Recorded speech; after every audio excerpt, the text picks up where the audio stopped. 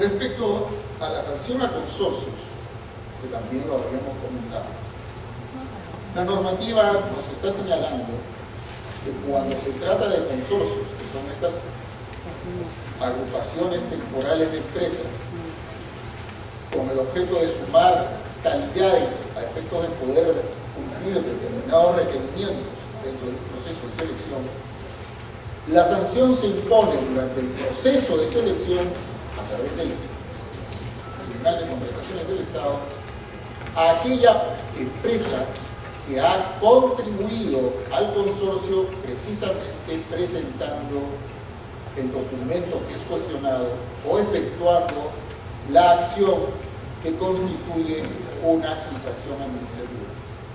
No se sanciona a todos los consorciados, sino que hay una labor de investigación y determinación de quién ha sido la parte del consorcio que ha generado la infracción. Y dentro del principio de causalidad que hemos señalado, se le impone la sanción a la parte del consorcio que genera la infracción. Obsérvese, sin embargo, que esta sanción a la parte que genera la infracción en el proceso de selección no rige con la misma intensidad, no rige con ninguna intensidad, diría San Martín, durante el proceso de ejecución contractual. Porque durante el proceso de ejecución contractual, por mandato legal y porque así también los integrantes del consorcio tienen que declararlo y escriturarlo, la responsabilidad es solidaria respecto del cumplimiento del contrato. Y en consecuencia, cuando se produce un incumplimiento del contrato, independientemente de que este incumplimiento sea o no atribuible a mi responsabilidad como parte del consorcio, sufriré la sanción igual que si fuera yo el agente que ha generado el no cumplimiento de las obligaciones contractuales.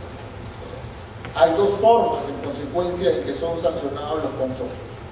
Durante el proceso de selección se sanciona a la parte del consorcio que genera la infracción, porque ahí lo que se persigue es la individualidad de la empresa que ha generado la infracción, la causante de la infracción.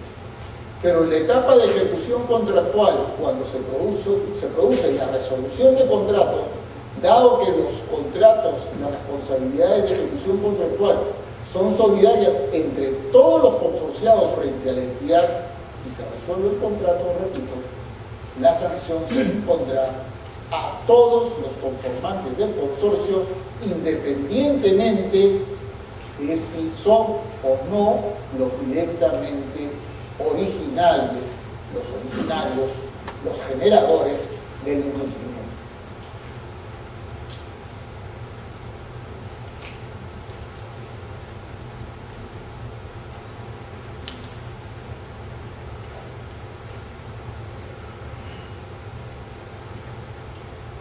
En lo que se refiere a la vigencia de las sanciones, de las infracciones administrativas, la norma de la Ley de Contrataciones del Estado ha señalado que el plazo de prescripción es de 3 años.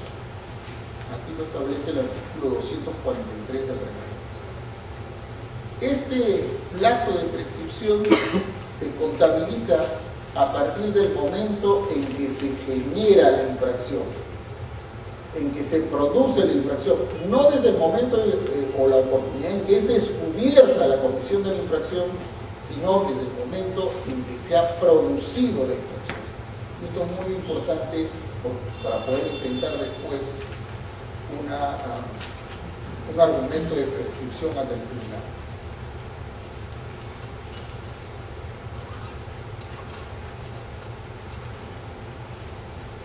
Hay, sin embargo, algunos supuestos en que la prescripción no se produce exactamente, o no se contabiliza el plazo prescriptorio, exactamente desde el momento en que se ha cometido la infracción.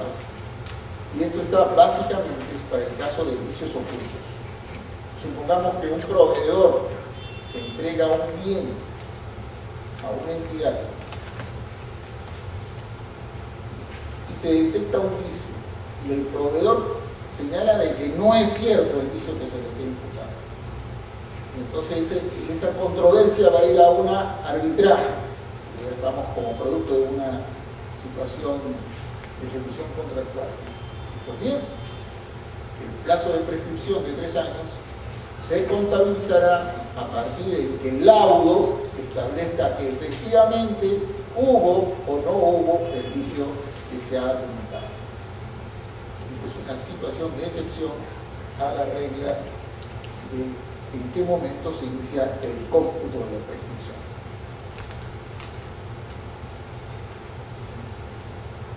Junto con el plazo de prescripción, evidentemente, está también los periodos de suspensión del plazo de prescripción.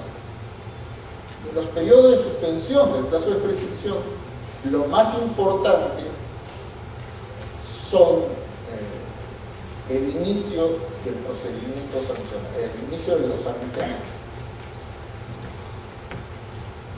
Cuando la parte que ha sido denunciada, generalmente esto se produce como consecuencia de una ejecución contractual. Supongamos se resuelve el contrato.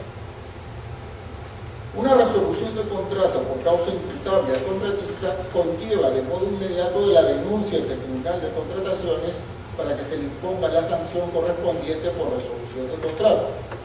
Muy bien, una de las formas de poder suspender el procedimiento sancionatorio y con ello también suspender la prescripción es el inicio del procedimiento arbitral, del arbitraje.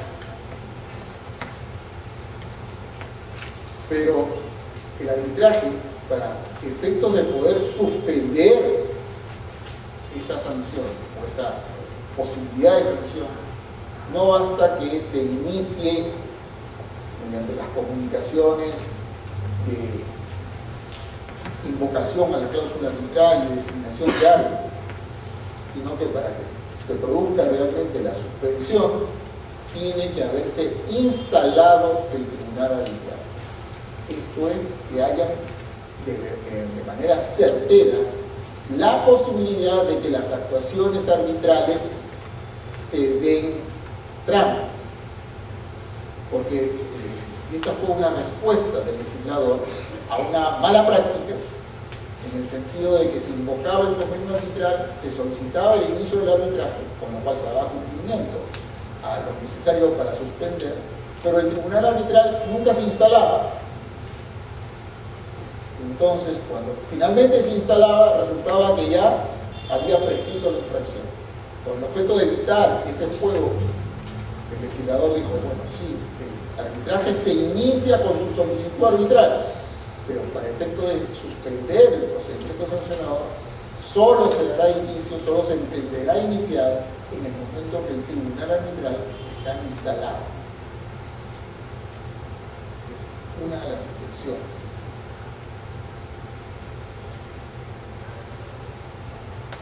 Y la otra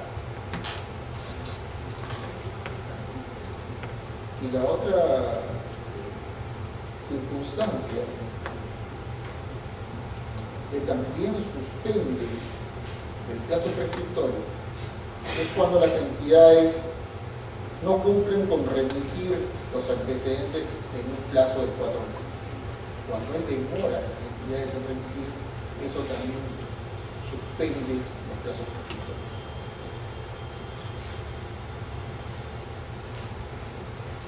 Con este contexto, ya sabemos qué cosa es una sanción, cuáles son los fundamentos de la potestad sancionadora, que corresponde exclusivamente al Tribunal de Contrataciones en buena cuenta ejercer esa potestad sancionatoria dentro de la ley de procedimiento, de la ley de contrataciones del Estado. Veamos entonces, ahora sí, cuáles son las infracciones. Esto es lo más importante, creo yo. Para ello hemos hecho una división, digamos, de las infracciones que están contenidas en la normativa. Respecto de la seriedad de oferta, podríamos decir que es el gran título, tenemos dos. O una. Siendo postor, no mantener la oferta hasta el consentimiento de la buena pro. No existe, en consecuencia, si es que no quiero ingresar al terreno de infracción administrativa, posibilidad de retirar mi postura. No hay posibilidad de retirar la postura. No hay posibilidad tampoco de que habiendo participado en un proceso de selección, este retiro se produzca antes del consentimiento de la buena pro.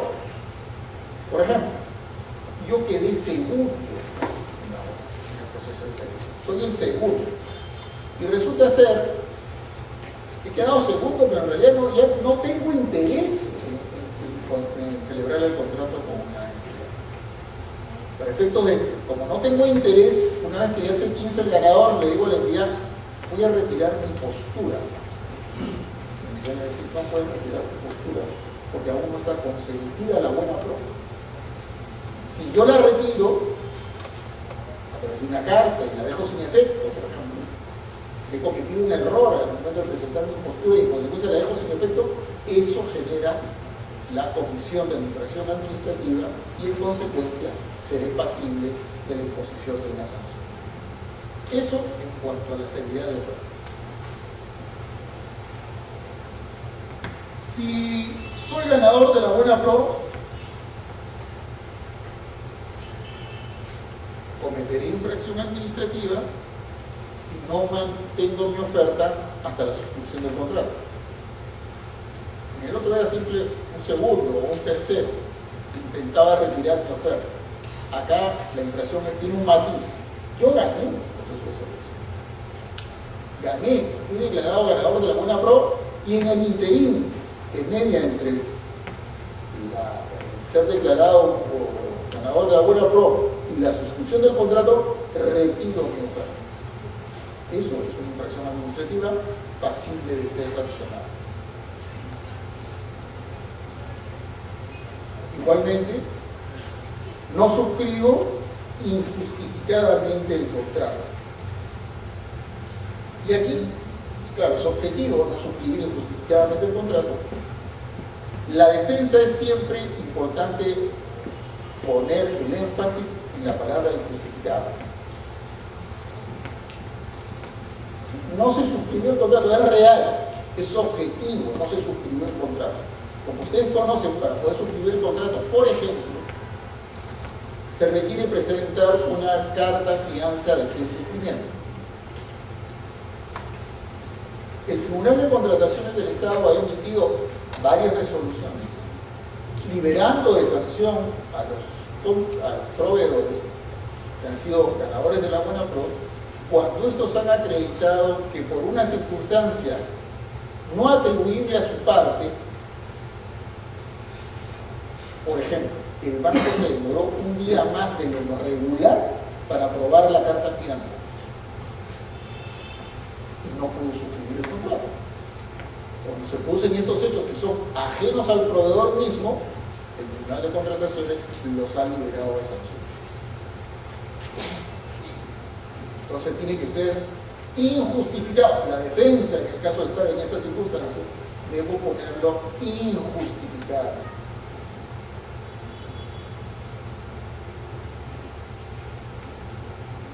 Y la otra sanción, la otra infracción que está dentro de este mismo rubro de infracciones referidas a los ganadores de la buena pro, es aquel que se niega a recibir injustificadamente la orden de compra o de servicio. Al igual que en el contrato, el énfasis está aquí en si es justificada la negativa o es injustificada la negativa. Por ejemplo, es un caso bastante común. Si durante el proceso de selección no he autorizado que la orden de compra o de servicio me puede ser remitida a través de fax o por correo electrónico escaneada, yo me puedo negar a tener por recibida la orden de compra o de servicio. Claro, la entidad puede entender de una manera distinta y dirá, te has negado injustificadamente a darte por notificado de la orden de compra o de servicio. Y te van a denunciar ante eso. Yo tendré que ahora señalarle que mi posición está sustentada en que no he autorizado, ni se me ha pedido autorización, ni es una condición del proceso de selección que podría ser entregada la orden de compra o de servicios a través de un medio electrónico.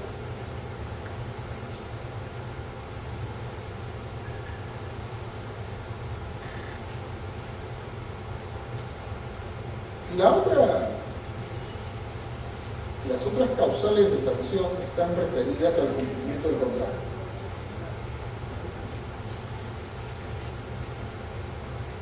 La infracción es cuando se resuelve un contrato o una compra o una orden de compra o de servicio por causa imputable a la parte del contratista, obviamente.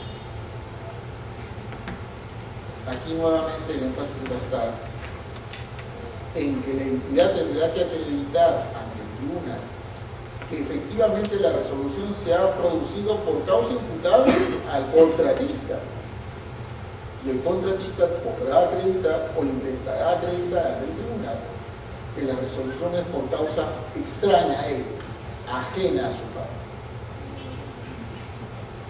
Esta infracción de resolución contractual es quizás, después de los documentos falsos o declaraciones juradas inexactas, la más común.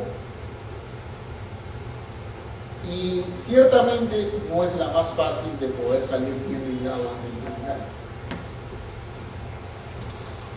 Porque hay que tener por ello es que cuando se produce una resolución de contrato atribuyendo responsabilidad al contratista, lo recomendable es siempre ir a la vía arbitral para aclarar ante los árbitros si efectivamente la resolución ha sido expedida adecuadamente o si ha sido expedida sin el fundamento debido o sin el cumplimiento de las formalidades debidas.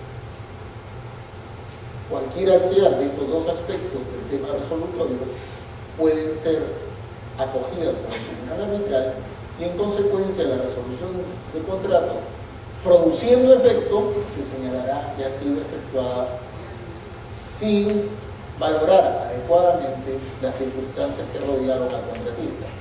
Y si esto se logra a través del laudo arbitral, el Tribunal de Contrataciones, en el momento que recibe el laudo, lo que tendrá que hacer es liberar de sanción al contratista cuyo contrato haya sido resuelto.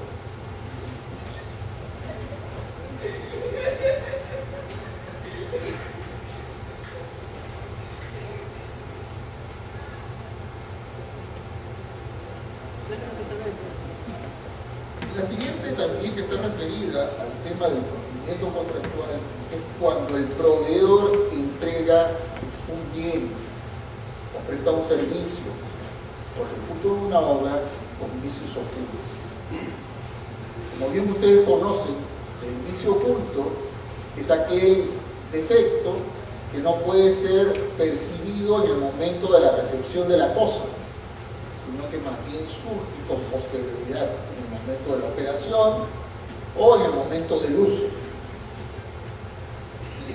Bueno, cuando este vicio no es posible de ser superado en los periodos de garantía que generalmente tienen todos, existe una responsabilidad del contratista. Y esta circunstancia puede también conllevar a ser denunciado ante el tribunal por esta infracción administrativa. Al igual que en el caso de la resolución, lo aconsejable es que sea la vía arbitral la que determine si efectivamente el vicio oculto existió, si efectivamente ese vicio oculto era atribuible al contratista o si el vicio oculto, en el caso de haber existido, podría haber sido no atribuible directamente al proveedor. Si esto se logra acreditar en la vía arbitral, al igual que en el caso de la resolución, el contratista será liberado de sanción.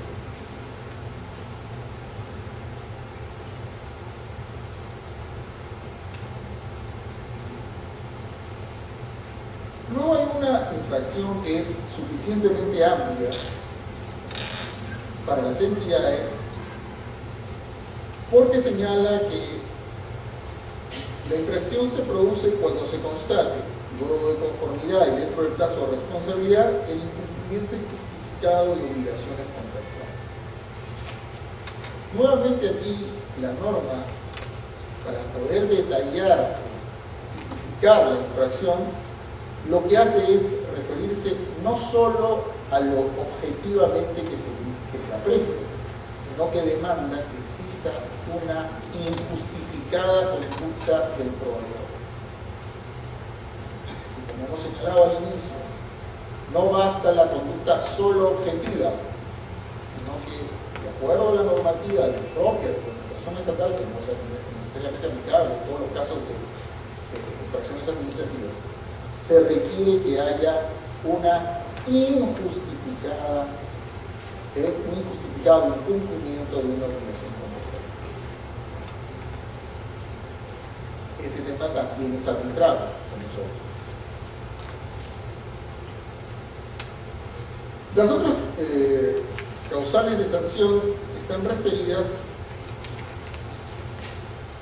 a las personas, digamos, que contratan con el Estado cuando tienen impedimento. El artículo 10 de la ley establece un largo listado de todas aquellas personas que están impedidas de contratar con el Estado por razón del cargo que desempeñan. Y en ella, están en uno de los láminas, están referidas a las personas que ejercen determinadas responsabilidades, que van desde el presidente de la República,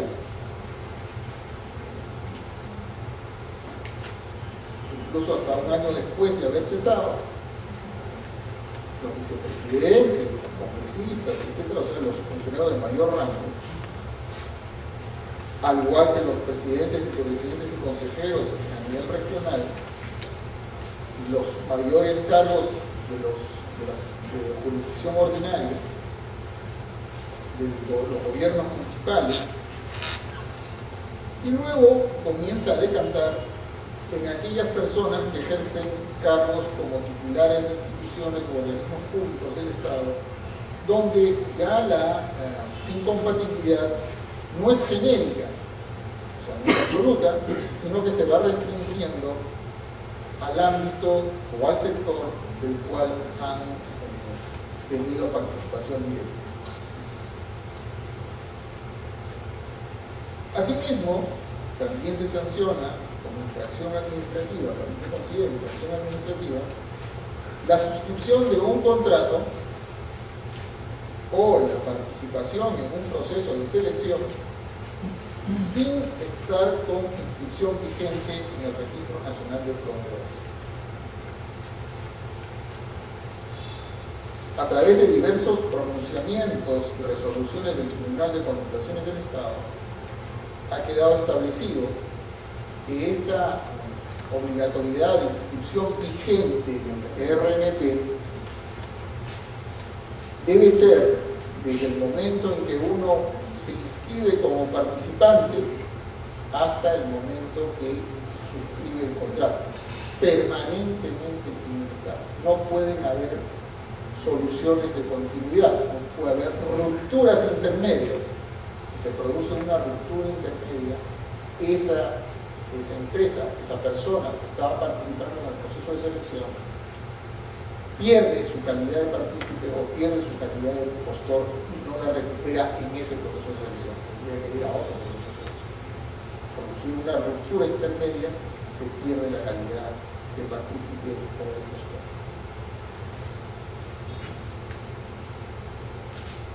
La otra infracción está referida a aquellos casos en que una persona o una empresa suscribe un contrato por encima de su capacidad libre de contratación, en el caso de ejecutores de obra, o por una especialidad distinta respecto de la que había sido otorgada en el RTP en el caso de consultores.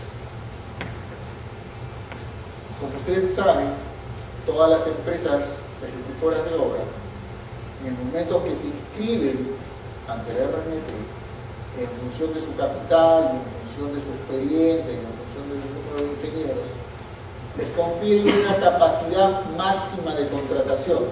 Esto es el monto máximo respecto del cual pueden suscribir en un momento dado contratos de ejecución de obras con el Estado a nivel general.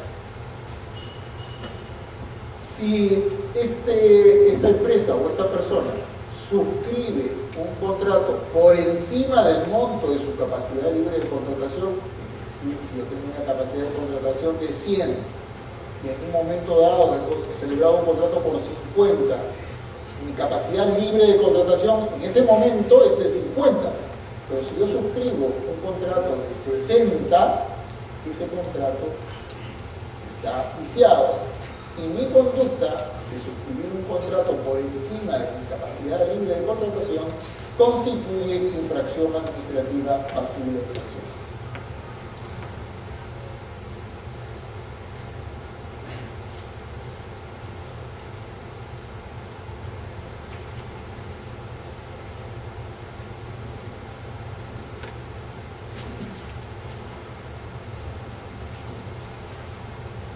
La otra causal, que como he señalado casi desde el principio, es tal vez la más importante, en la cual hay un énfasis especial por parte del propio tribunal y por parte de los legisladores, está referido a la vulneración del principio de presunción de veracidad. Y la describe la normativa como infracción la presentación de documentos falsos o información inexacta a las entidades, al Tribunal de Contrataciones del Estado o a los.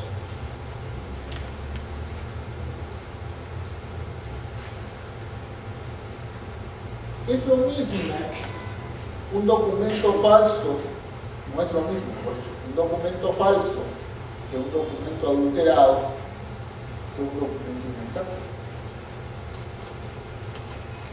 Sin embargo, como infracción administrativa, todas estas conductas son consideradas como tales. Solamente se equivocó, solamente modificó, solo dijo que había estudiado 12 meses en lugar de 2 meses. Hubo un error de tipeo. En su currículum dijo que el curso había durado 12 meses, pero no había durado 12 meses, había durado 2 meses. Declaración inexacta. ¿El curso existió? Sí. La persona que lo declara había participado en el evento, correcto. ¿Era cierto el documento de sustento? Sí. Solo que en la declaración señaló que su curso duró 12 meses en lugar de 2 meses. Eso es una declaración inexacta. Al producirse esta declaración inexacta, pasible de sanción. Claro, distinto es el caso cuando fraude un documento.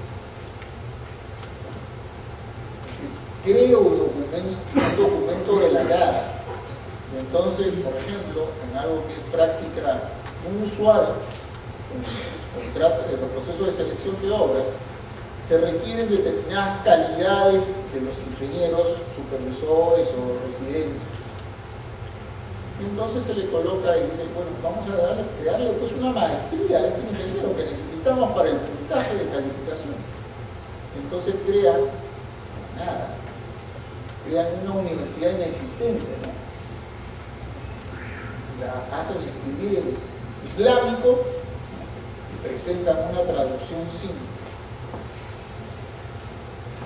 Puede ser cierto, pero detectada que se trata de un documento no verdadero, esa es una infracción administrativa y es pasible de sanción. Es quizás esta una de las más graves.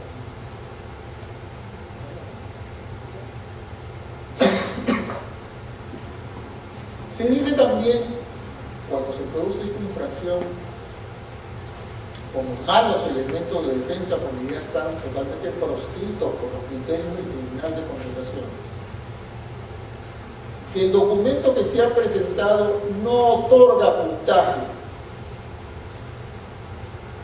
En realidad se presentó un documento, pero ese certificado, mira, la maestría de este ingeniero no era necesaria, ni nos daba ni nos quitaba puntaje, simplemente la pusimos.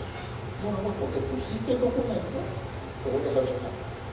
Ese criterio de que daba o no daba puntaje, de que si tenía o no tenía incidencia en el resultado, el Tribunal de Contrataciones lo ha proscrito, porque lo que se cautela no es la obtención del puntaje.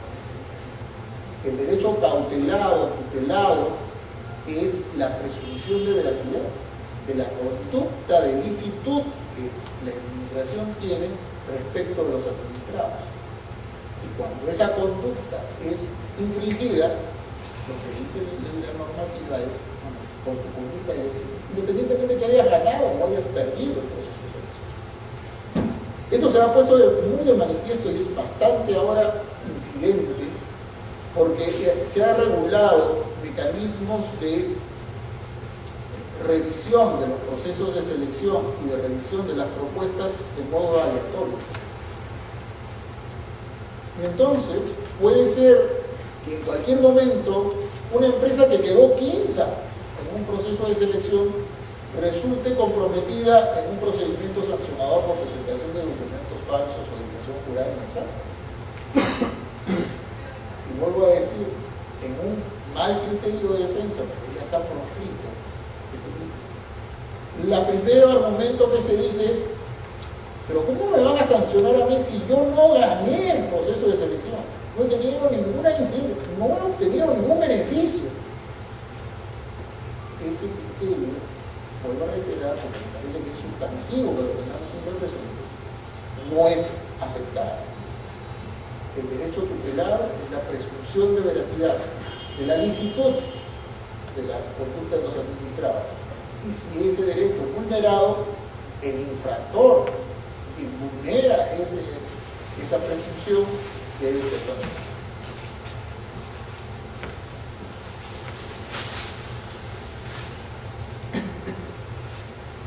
Asimismo, es importante también enfatizar respecto de esta causal que no es que el documento haya sido presentado solamente durante el proceso de selección, que lo presenté a la entidad. La infracción se produce en cualquier documento que se presente, ya sea a la entidad, ya sea al Tribunal de Contrataciones, ya sea al propio OSE. Cualquier conducta que pueda ser tipificada como infracción dentro de los alcances de esta presentación de declaración jurada inexacta, de documentos con información inexacta o documentos falsos, caen en el supuesto de la tipicidad de infracción administrativa punible.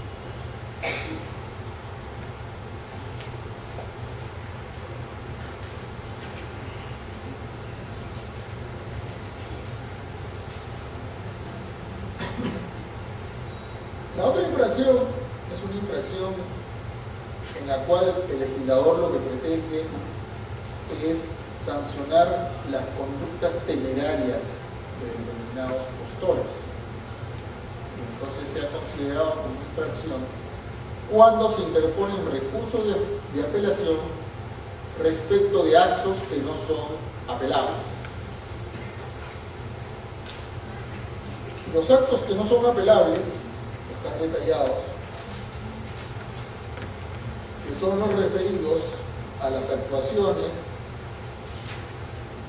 y actos preparatorios de las bases, a la integración de las bases, las anulaciones, las actuaciones materiales, la programación del proceso de selección, la inscripción de los participantes, que son actos que corresponde determinar a la administración y respecto de cuya decisión no es posible interponer un recurso de apelación.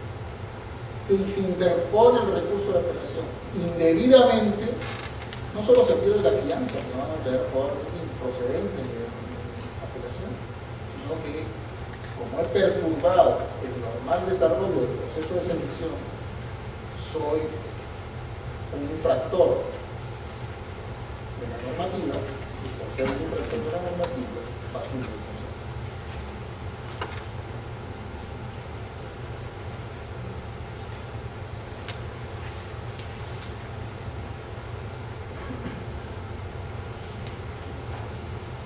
Otra de las infracciones que también están tipificadas es cuando el ejecutor, el proveedor, realiza subcontrataciones sin autorización o por un porcentaje mayor al permitido. En principio, las ejecuciones contractuales deben ser efectuadas por la persona que ha ganado la buena norma. Sin embargo, la normativa permite que existan subcontratos por razones de especialidad, por razones de celeridad, pero estas subcontrataciones requieren ser autorizadas. E incluso, cuando se trata de obras, por ejemplo, el subcontratista tiene que ser un proveedor del Estado, o sea, tiene que estar inscrito como proveedor del Estado. Pero finalmente, si se produce una subcontratación de tope máximo del 40% y excede este porcentaje del 40%, se produce también una infracción, se cumplen los supuestos para ser infractor y en consecuencia seré pasible de un procedimiento administrativo sancionado ante el tribunal.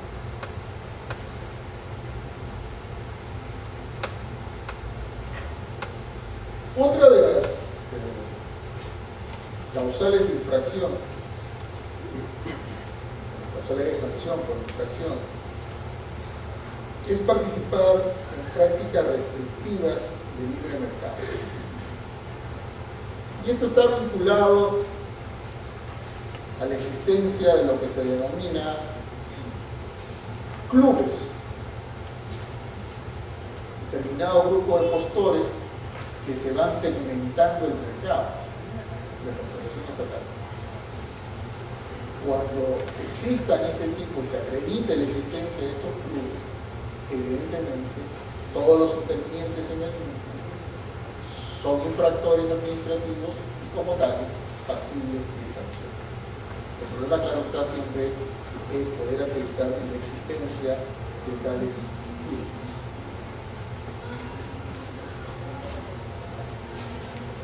Otra de las causales es cuando se participa con socios comunes en aquellos casos en que eso no está permitido. La normativa de contratación establece que con el objeto de tener un mercado transparente y amplio, aquellas empresas que tienen socios comunes no puedan participar del modo individual en los mismos procesos de selección, sino que si lo hacen, tienen que hacerlo de manera siempre consorcial. Porque de lo contrario, si participan de manera separada, en lugar de tener una opción, tienen 2, 3 o 4. Entonces la normativa ha establecido que con el objeto de poder favorecer el mayor número de participantes, los que tienen socios comunes deben constituir solo una propuesta, solo una oferta. Y para eso deben hacerlo a través. Si a pesar de la existencia de esta normativa prohibitiva de participar de manera individual cuando se tienen socios comunes, se produce la concurrencia al proceso de selección de manera individual, evidentemente estamos ante una infracción administrativa que está tipificada y como consecuencia pasibles de ser sancionados.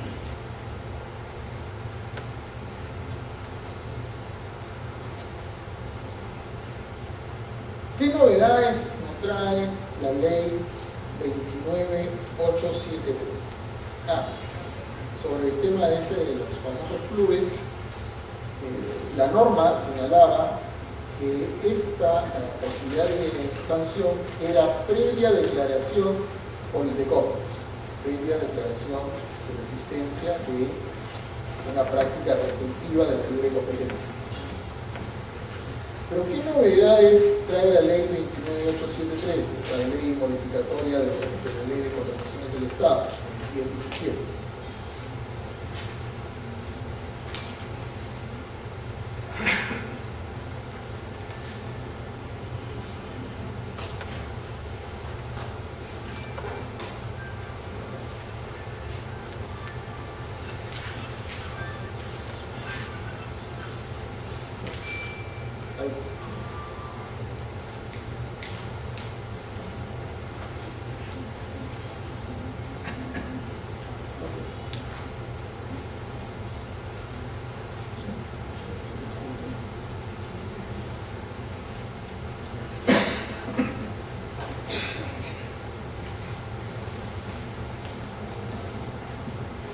¿Cuáles son las novedades de la ley 29873 que estábamos comentando, modificatoria del decreto legislativo 2017? Lo primero es que hace una precisión respecto a la prohibición que se mantiene siempre de poder participar o presentar propuestas o suscribir un contrato sin contar con inscripción en el registro de la RNP. Y dice, sin embargo, ¿cuál es el añadido? El añadido también es que está comprendido dentro de la infracción cuando se trata de la suscripción de acuerdos de convenio marco. Ustedes saben que existe también un mecanismo de contratación a través de convenios marco, pero para poder suscribir estos convenios marcos, lo que la normativa está puntualizando ahora, que debo también tener inscripción vigente en la RNP.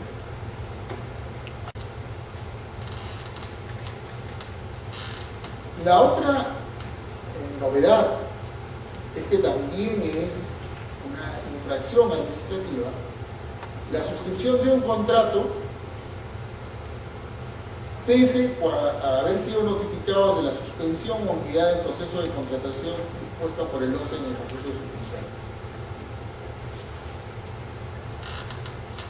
Aquí pues había un tema de práctica, ¿no? Muchas veces se producían denuncias ante OCE y OCE, en el ejercicio de sus funciones, mientras atendía la denuncia y mientras investigaba el caso, podía disponer la suspensión del proceso de selección o, en su caso, de la suscripción del contrato. Pero las entidades hacían caso omiso. Y no solo las entidades, sino también los contratistas, ganadores de los postores ganadores de laboral. Muy bien, ahora se ha señalado que cuando ya se notifica la suspensión de la suscripción del contrato o la nulidad del proceso de selección, porque así lo determina OCE, y se suscribe el contrato, esa actitud constituye una infracción administrativa.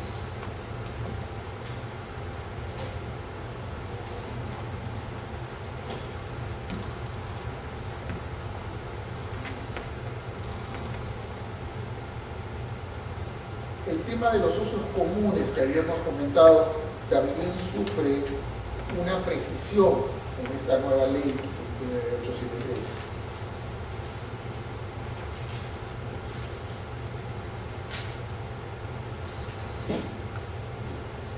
Y esta prohibición está referida, o mejor dicho, esta conducta infractora está referida a dejar de lado, soslayar el cumplimiento de la prohibición prevista en el artículo 11 de la ley. ¿Qué nos dice el artículo 11? Porque es importante. Se encuentran prohibida la concertación de precios, condiciones o ventajas entre proveedores o entre proveedores y terceros que puedan afectar la mayor concurrencia y o competencia en los procesos de contratación. Esta afectación a la libre competencia también puede materializarse mediante acuerdo para no participar, es una precisión, o no presentar propuestas en los procesos de contratación. El funcionario o servidor público que intervenga o favorezca estas prácticas será sancionado administrativamente o penalmente de acuerdo a la normativa de la Unión.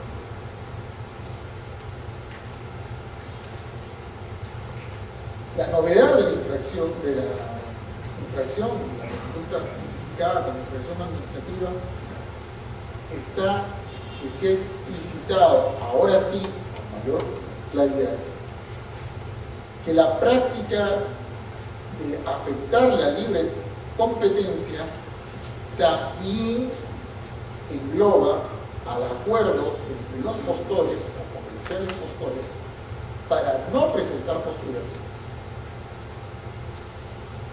o para no participar en un determinado proceso. Ejemplo, se convoca un proceso de selección, vamos a poner de obra, y resulta ser que a pesar de que se observa el valor referencial, la entidad se mantiene en que el valor referencial es válido. Las empresas constructoras podrían convenir de decir, mira, es mejor que se caiga el proceso de selección a entrar al proceso de selección. Entonces conviene, acuerdan en que no van a participar en el proceso o que no van a presentar postura. Esta circunstancia está comprendida ahora dentro de los supuestos de infracción. Esta claridad no existía anteriormente.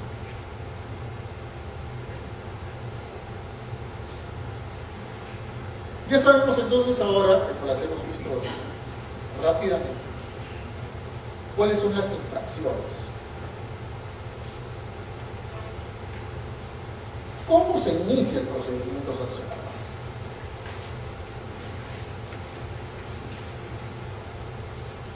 Hay varias formas. El Tribunal de Contrataciones puede tomar conocimiento de oficio. ¿Cómo puede tomar de conocimiento de oficio? Supongamos que está ventilándose un procedimiento de apelación y el tribunal le llama la atención un determinado certificado. Vamos a seguir con el ejemplo del certificado. Y solicita su verificación. Y resulta ser que ese certificado es falso. Y él mismo ha tomado conocimiento. La mayor de las veces, sin embargo, el inicio no es por el de oficio, sino por una denuncia. Una denuncia que es una petición de los otros órganos de la administración en la que le comunican al tribunal la existencia de la infracción. El tribunal, en el proceso tal, el postor tal, ha incurrido en esta infracción. No firmó el contrato.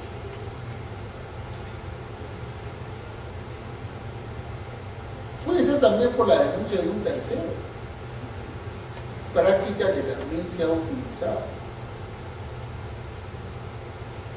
y que se utiliza muchas veces cuando existen competencias muy exacerbadas entre empresas del mismo rubro. No sé si recordarán, pero pues hará cuestión de un par de años, eran noticias de todos los diarios, las imputaciones que se daban dos proveedores de alimentos para los establecimientos penales. Cuando ganaba A, la empresa B denunciaba que en su sobre habían puesto un certificado emitido por un laboratorio que no reunía las condiciones para certificar la calidad de los alimentos. Y lo denunciaba OSE. Porque ya había acabado el proceso de selección, lo denunciaba OSE. Y OSE tenía que hacer el procedimiento investigatorio y abrir el procedimiento sancionatorio para poder verificar. Pero eso cuando ganaba A. Pero si ganaba B, A denunciaba a B en el mismo sentido. Que había presentado la constancia de trabajo de la química, no sé cuántos, que había elaborado en no sé dónde, y resulta ser que en ese no sé dónde no existía la empresa que señalaba en el certificado. Y esto salía todos los días en los diarios. Estos son los casos de denuncia. ¿Qué se persigue con estos casos de denuncia? En algunas circunstancias, que el otro postor salga al mercado, ¿no? Si yo logro que mi rival, mi competidor en un determinado segmento sea sancionado, evidentemente el mercado queda en una circunstancia un poco más pacífica para mis intereses. Ahora, sea que sea una petición de la administración de otro órgano de entidad o otra entidad, sea que sea una denuncia, la decisión de abrir o no abrir el procedimiento administrativo sancionador corresponde exclusivamente al tribunal.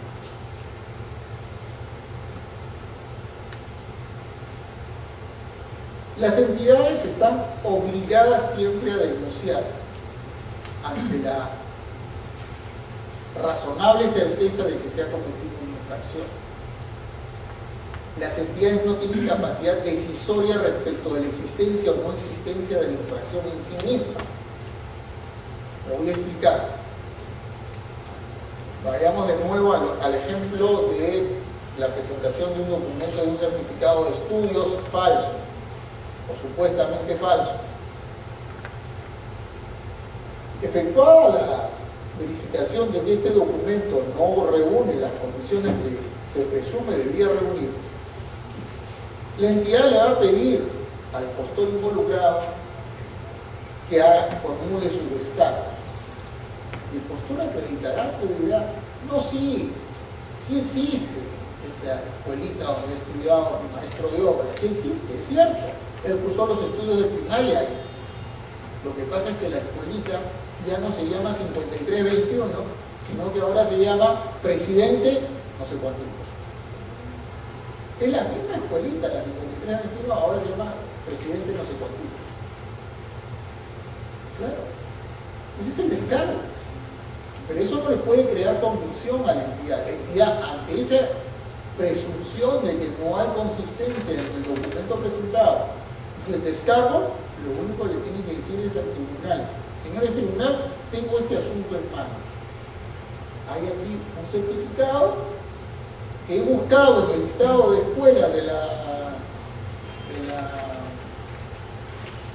del Ministerio de Educación, y del Ministerio de Escuela del Ministerio de Educación no existe ya la escuela 51. Yo pedí los descargos y me dicen que la 51-21 efectivamente ya no existe, porque ahora se llama Presidente no sé cuánto. En el tribunal, para mí, hay una presunta comisión de documentos falsos.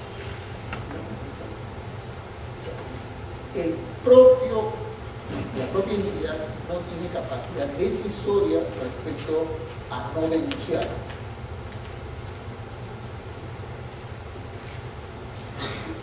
Los terceros, ya lo hemos visto, pueden formular denuncias motivadas. Claro, el tema es que la expresión denuncia motivada es una expresión amplia, demasiado generosa, en el sentido de que yo puedo rellenar páginas haciendo afirmaciones respecto de presuntas infracciones, que son todas deductivas. No piden que las denuncias sean motivadas mediante prueba material. Una vez que el Tribunal de Contrataciones toma la decisión de abrir el procedimiento administrativo sancionador, le corre la denuncia, la resolución de apertura del procedimiento administrativo sancionador al presunto infractor. Y le dice: el tribunal ha abierto procedimiento administrativo sancionador respecto de su empresa por la comisión de la infracción contemplada en el inciso tal del artículo tal de la ley. Tiene que haber en la resolución de inicio del procedimiento sancionador una tipicidad, una ubicación de la infracción respecto del universo de infracciones. Y le adjunta a esta resolución de apertura del procedimiento administrativo sancionador los antecedentes que corren en su poder. El presunto infractor dispone, para poder formular su descargo ante el tribunal, de 10 días hábiles. Ahora, ¿qué sucede si no hace su descargo en 10 días? ¿Quiere decir que ha admitido los hechos que le han sido denunciados? No. No hay una consecuencia directa dentro de la legislación si es que no formula su descargo en el plazo de los 10 días otorgados.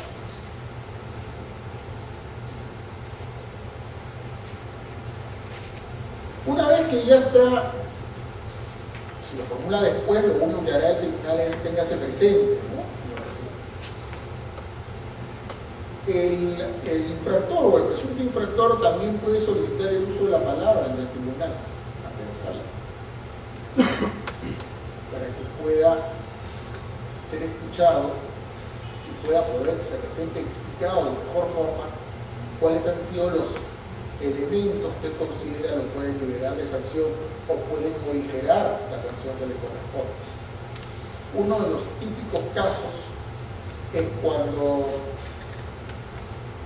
se presenta, se hace la denuncia de la infracción o se inicia el procedimiento sancionado y se le dice: existe en tu propuesta un documento falso. Entonces, muy bien, él dice: el documento falso está referido a los estudios de tu residente. Entonces, él va, la empresa, la estructura va y dice: sí, yo soy responsable. Pero resulta ser que ese documento yo no lo he creado. Ese documento me lo ha traído esta persona que quiere incorporarse a mi plantel profesional en la ejecución de esta obra. ¿Tengo responsabilidad? Ciertamente, pero yo no puedo verificar el cumplimiento de los 50 personas que me piden como plantel técnico, por ejemplo una empresa de seguridad, ¿no? Estas que brindan seguridad en las empresas del Estado, en las entidades del Estado. Cada uno de ellos presenta, como parte del currículum que se solicita, su certificado de estudios, su certificado de alguna conducta, etcétera, etcétera. Bueno, puede que ahí uno haya dicho en su declaración que haya presentado un certificado que no es cierto. Es cierto. Da la casualidad, esas son las casualidades, que precisamente aquel que presentó el documento falso es detectado. Entonces dice: señor, tenemos pedidos 50 agentes en este proceso de selección. Yo he presentado el currículum que cada uno de estos 50 agentes me ha brindado. Yo no puedo verificar los currículums de cada uno de los 50. Tema complicado, ¿verdad? Entonces ahí no se libera de sanción. El criterio es que no se libera de sanción, pero se puede morigerar la sanción. Y ya hay algunas prácticas empresariales que permiten al menos tener niveles de bloqueo de responsabilidad. Por ejemplo, si yo a mis potenciales trabajadores les hago firmar declaraciones juradas con firmas legalizadas notarialmente, que la documentación que está entregando es documentación veraz y que ellos son los únicos responsables respecto del contenido de la misma. ¿Libera de sanción? No lo libera, pero morigera la sanción. La puede, dependiendo de cada sala, incluso hasta totalmente eximirse. Una vez que se ha recibido estos descargos, que se ha hecho de repente la presentación ante la sala, en teoría el tribunal debiera emitir una resolución en los 3 meses posteriores a recibido el expediente por la sala correspondiente.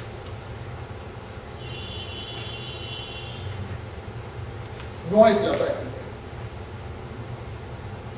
El Tribunal de Contrataciones, creo, o si no me equivoco, actualmente tiene una carga procesal que bordea los varios miles de expedientes sancionadores. Con la recomposición de las salas del Tribunal de Contrataciones, de los cuales todavía quedan 2 vacantes, o sea que se quiere animar para el próximo proceso de selección. ¿No? quedan 2 vacantes para la 4ª convocatoria. Es probable que esto conlleve a bajar el ritmo, pero evidentemente la carga procesal en lo que se refiere a procedimientos sancionadores es inmensa y se sigue aumentando día a día. El otro día, si mal no recuerdo, escuchaba que se reciben más de 30 denuncias por infracciones administrativas en el tribunal mensualmente. O sea, casi una diaria. Lo cual hace que sea muy difícil la comisión de todos. Ya hemos comentado entonces que el tribunal dispone de 3 meses para resolver. Obviamente esto no se cumple, por el momento al menos. Esperemos que en el futuro, con los ajustes que se están haciendo, sí se cumpla. Y ahí está. Ha habido, en este modo, lo real es que en estos últimos tiempos el tribunal esté emitiendo resoluciones el último mes previo a la prescripción.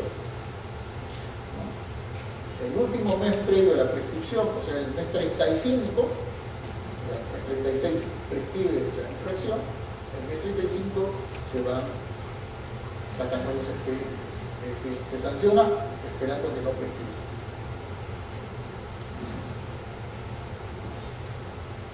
Habíamos hablado de la suspensión del procedimiento por inicio del proceso judicial o arbitral. Lo habíamos señalado, en el caso de la arbitraje se requería de la comunicación de la instalación del tribunal arbitral ante el tribunal de contratación. Bueno, pero esta no basta la mera comunicación, tiene que haber un acuerdo de sala. Es decir, la sala que está viendo el expediente respectivo toma acuerdo en función de lo comunicado, debe ser necesariamente una copia certificada por el secretario arbitral del acta de instalación, se suspende el procedimiento sancionador. Y esta suspensión dura todo el tiempo que corresponda hasta que sea comunicada nuevamente la sala de la decisión a través del audio.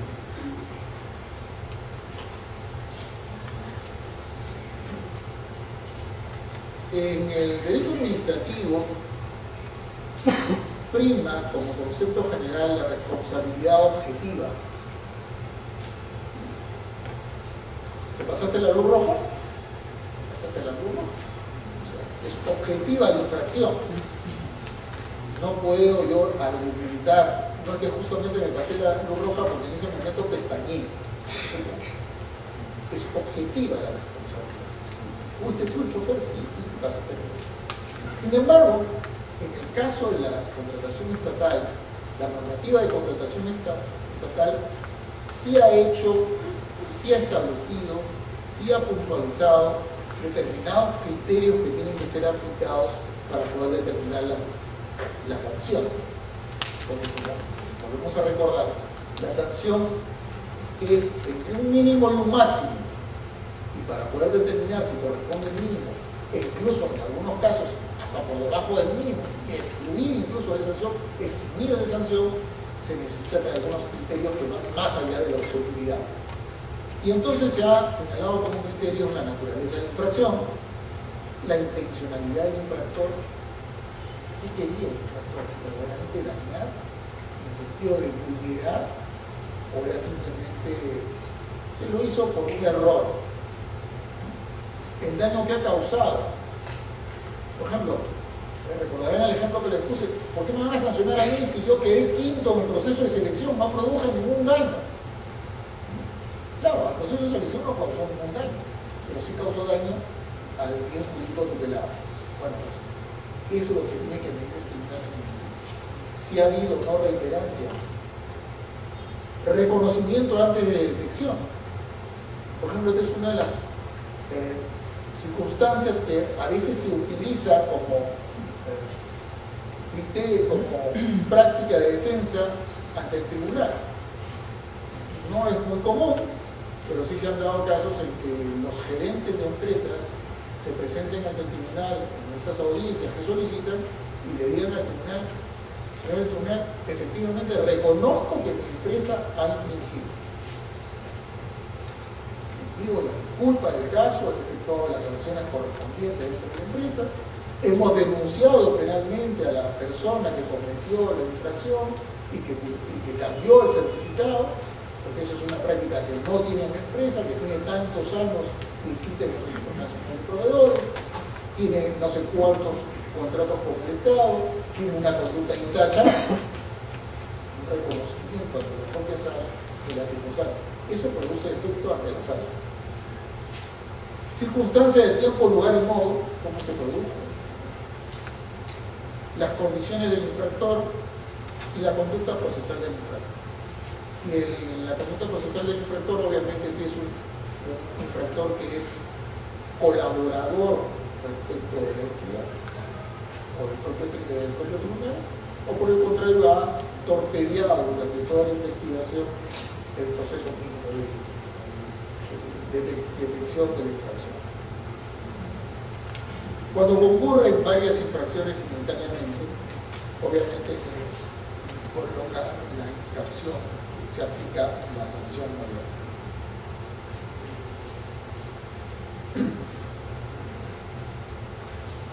Las sanciones son vigentes desde el 6º día posterior a su notificación. Este tema es sumamente importante, porque como ustedes saben, para poder suscribir el contrato, lo hemos dicho, se requiere tener inscripción vigente en el Registro Nacional de Proveedores. En el momento que ser contratista del Estado, vigente. Pero si a mí, supongamos que yo tenía que suscribir un contrato el día de hoy, jueves, a las 10 de la mañana, y a las 9 de la mañana, mediante el SEACE, ahora un icono especial para las sanciones administrativas, aparece mi resolución de sanción, que ha sido emitida el mismo día de hoy, jueves, a las 14, a las 9 de la mañana, por el tribunal. ¿Podré o no podré suscribir el contrato? Si no existiera esta norma, que dice que las sanciones son vigentes desde el 6º día posterior a su notificación, casi el razonamiento iría porque no estoy impedido de suscribir el contrato. Pero como la sanción está ahí, pero no está vigente, todavía tengo vigente mi inscripción en el Registro Nacional de Proveedores.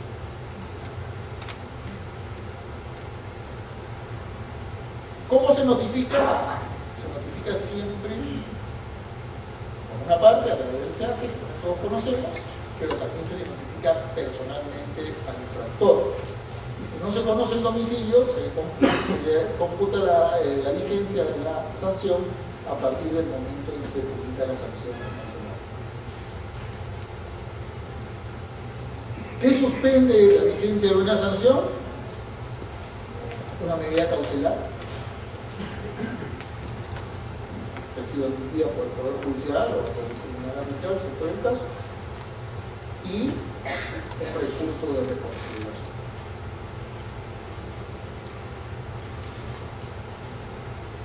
Dentro de los 5 días hábiles siguientes de haber sido notificado de una resolución sancionatoria, la norma es vigente a partir del decreto legislativo 1017, antes no existía este recurso, me permite que yo interponga un recurso de reconsideración.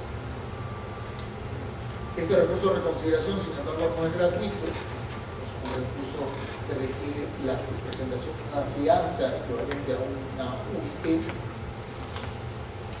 y este requisito puede ser subsanado con todos los requisitos en el ámbito administrativo dentro de los 2 días siguientes de interpuesto recurso.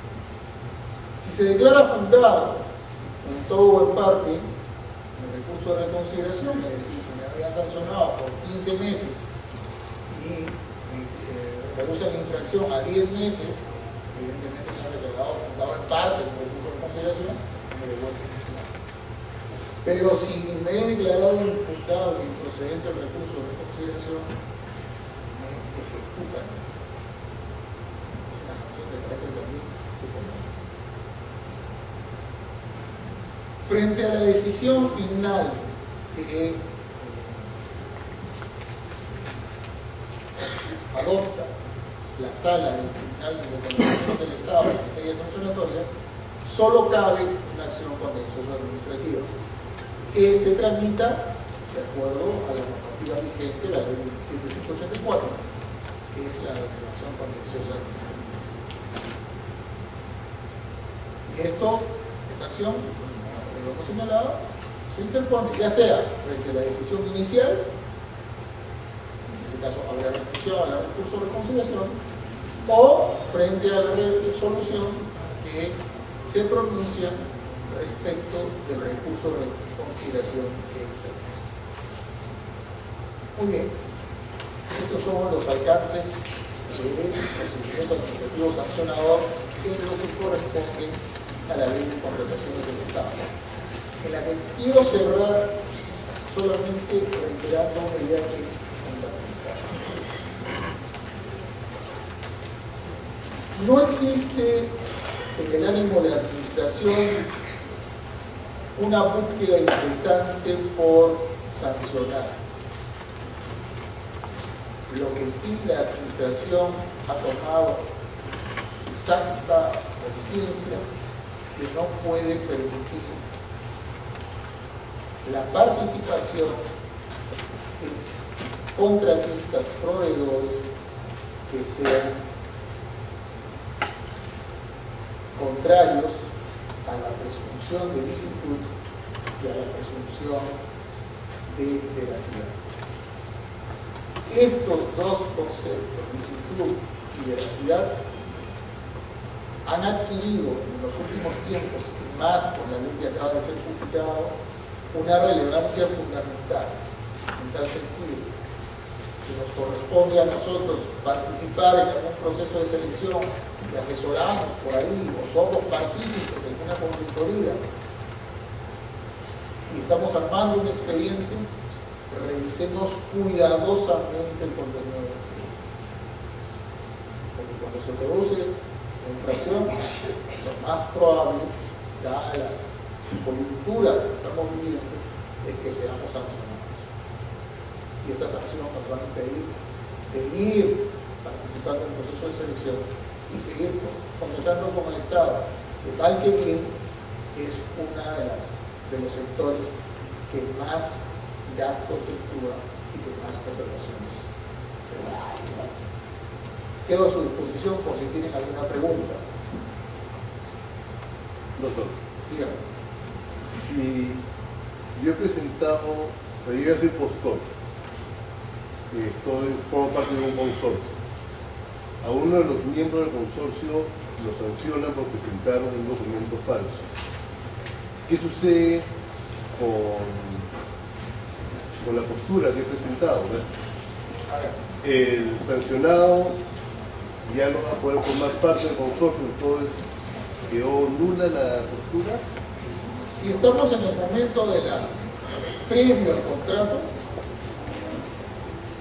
y a uno de los consorciados es sancionado, esa postura se va a caer, porque evidentemente si se han consorciado las empresas es porque solas no podían alcanzar los requerimientos técnicos mínimos, necesitaban una de la otra, y para necesitar una de la otra ambos tenían que compartir las mismas virtudes, no haber sido sancionados, entre otras. En consecuencia, si una de ellas es sancionada, la postura se cae.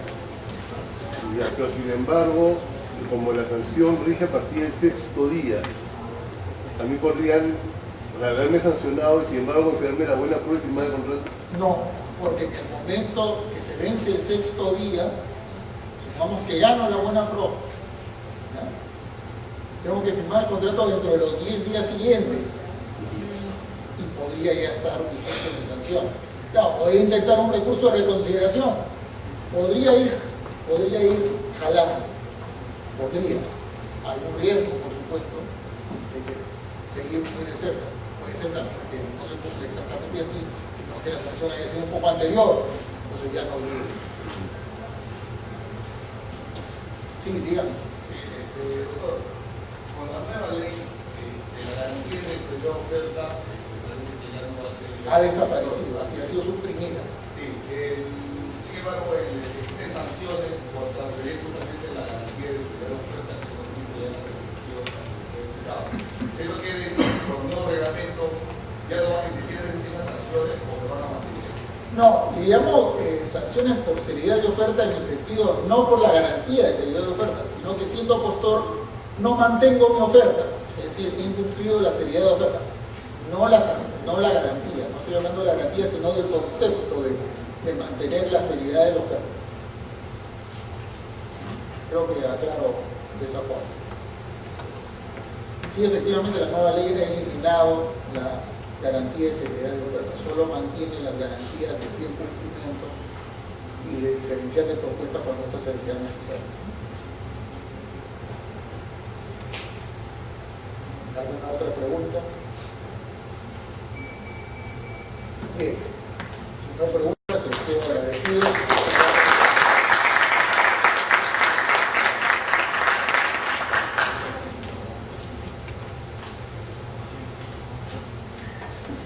Señores participantes, el Colegio de Abogados de Lima hace los reconocimientos al doctor Ricardo Rodríguez Arriles por su participación como expositor en el diplomado especializado en contratación del Estado. Un fuerte aplauso.